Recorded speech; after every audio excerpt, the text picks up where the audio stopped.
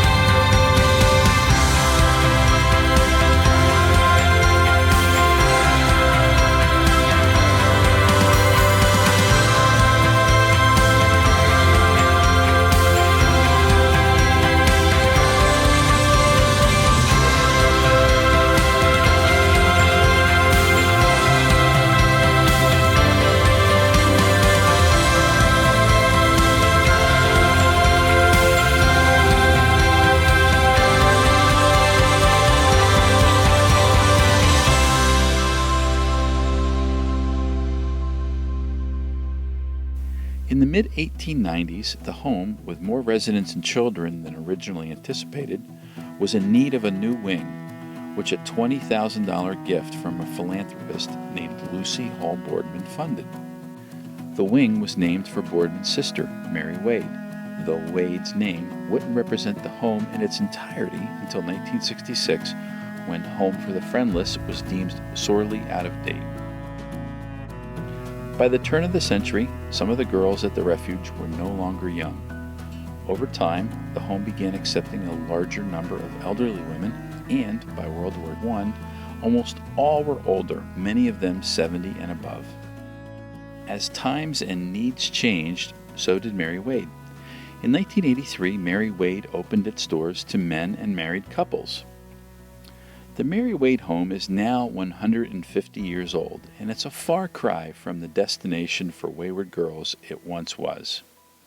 Today, Mary Wade provides an active and interactive lifestyle with care and compassion.